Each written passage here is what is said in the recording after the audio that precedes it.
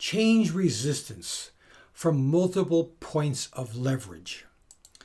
This is a diagram that I put together when structuring all of the different courses that I will be putting together on organizational change.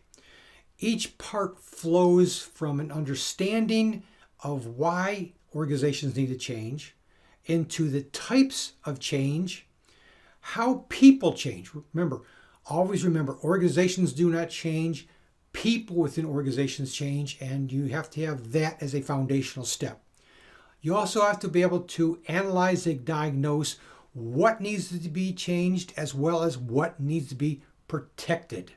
Then we talk about the methodology employed in a change project, the tools that are at hand for enabling change, the personal becoming a change agent, how you develop your leadership capabilities, as well as the tracking of progress. All of these are really sections in a master course for organizational change. When I originally put together the total table of contents and then went back to see where videos for this course existed, I was somewhat surprised to find that I did not have a single subsection anywhere on change resistance. Instead, it was in multiple places. And that took me back a little bit, because when you think about change resistance, you think about something like this course, a series of learning steps to understand and address resistance. But in reality, change resistance impacts the entire process, generally because you don't do something right somewhere else. Traditionally, we talk about fighting resistance. Resistance is a war. You deal with it head on. You find a way for them to change. You fight the resistance. That is a traditional way we deal with resistance to organizational change. You verify the facts. What do we know? What do they know? You challenge beliefs. What's your opinion? Why do you think what you're thinking? We challenge them at a rational level of what they believe, why they believe it. We do acknowledge emotions. We acknowledge it not because we really are interested as much as we see it as a pathway to eliminating or reducing the resistance, making them friends on our side. We also relate to the values. We say, what are your priorities relative to the organization?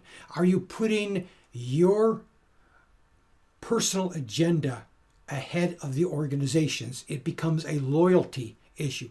These are the traditional ways we address resistance.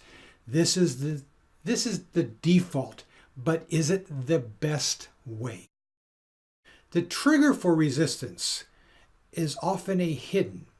We don't easily understand them, but our typical response is persuasion and training. We communicate in a persuasive way to win them over to the change, and we give them training because they're learning something new.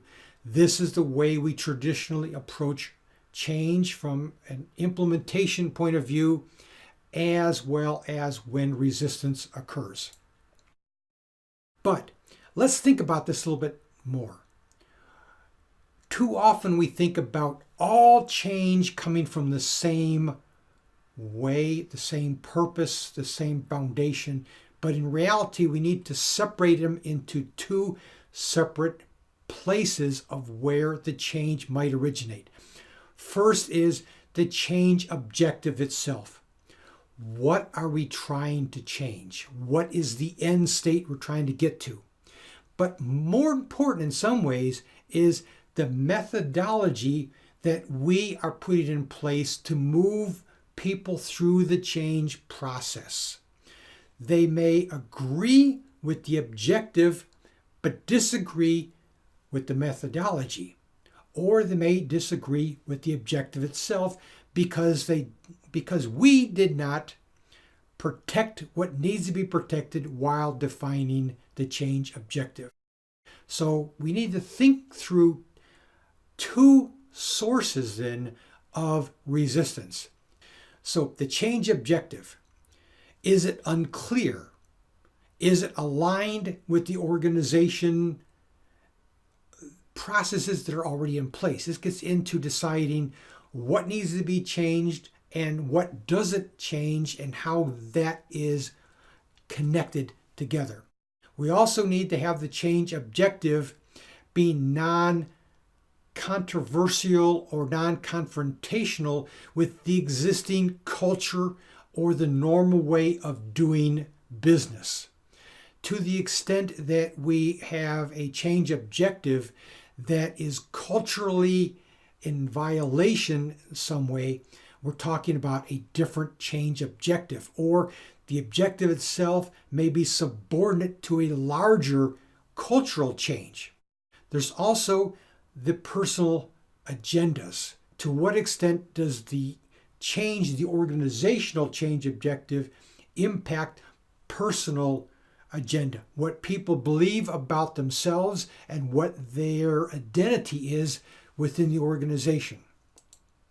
Within the methodology, what kind of engagement are we using? This is a 5-step level of engagement that typically is employed when moving any type of change forward. Do you tell them? Do you sell them? Do you test the ideas? Do you consult with them? Or do you co-create together? We're going to be spending some time on these levels of engagement. When do you use each level of engagement, and how does that choice then lead into the resistance that may come about within the organization? Persuasion through communication. This is generally the first approach that change leaders use when rolling out a change initiative, and is often not very effective for a number of reasons. The resistors. You are unlikely to be able to talk somebody into something that they're resisting. You can try, but it's a very difficult process because there are so many things that may be behind the resistance, and you've got so many different people with a different combination that how can you talk everybody into agreeing with the change when everybody is thinking about it differently from different points of view? The issues that are involved are too complex for a simple message, and oftentimes the reasons behind the resistance or what you're trying to persuade is hidden, and you only discover them through testing or through a trial and error process. On the wait and see people, there's oftentimes a conflict between the old messaging and the new messaging. There is a abrupt change without any context for why the message changed. They're also waiting for things to blow over. This too will pass. This is based upon their prior learning in earlier change initiatives. If they know that they can sit and do nothing or be passive aggressive and the change process will die and go away, that becomes a logical way for them to behave, and no amount of communication will persuade them differently. And it's often better for them to be a slow follower, letting others do the hard work up front, and then they'll come in behind and do the easy work. And there's some validity in this because rarely is the change process known fully before you start. You're always going to encounter some difficulties. And to the extent that those difficulties are inevitable, there'll be some minor changes down the road. Those that are on board and ready, they're too often interested in what, not the why. Okay. They also lack the context, but because they may be more obedient, they want to do things quickly without understanding why the change is being put in place. That properly equips them for doing the change very narrow, but too often you cannot mandate all the variations that may be required. And without the full context of the change, they may not be effective down the road.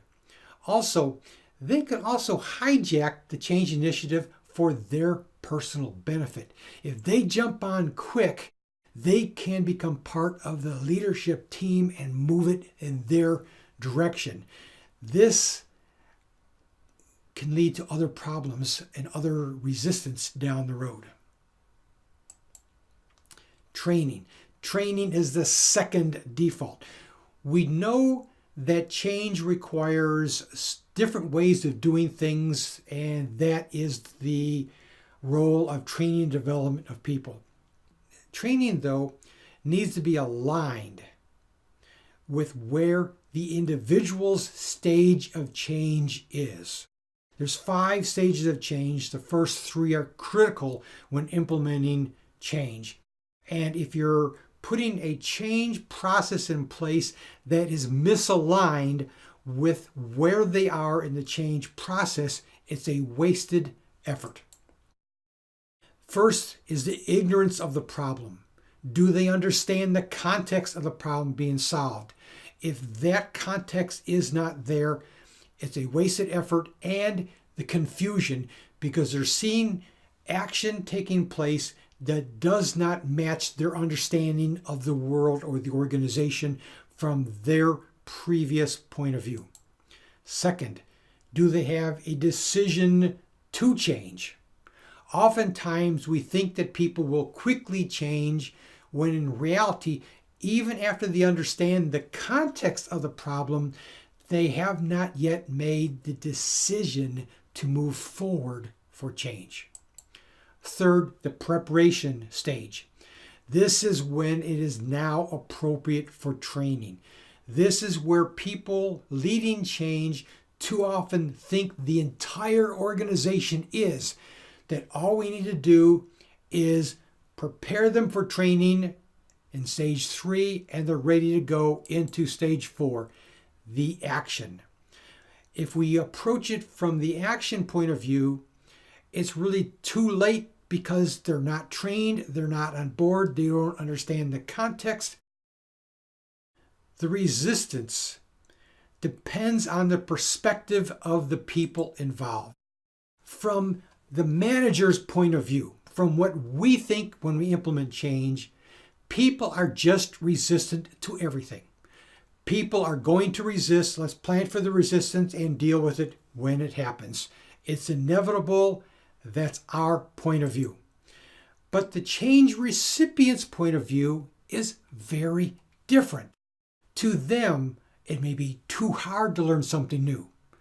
It may conflict with what I want to do for my self-interest, or I may think from the best interest of the organization that the objective is flawed. These all have resistance to the change objective. There's also resistance to the change process. Are they being changed without their consent? Do they see conflicts with that change and other things that are going on in the organization? Or do they see lack of resources, money, and more importantly, the time to do the change process? In reality, we may be the cause of the resistance. Resistance. Are we understanding resistance in totality, or are we looking at resistance only from the point of view of the change recipient?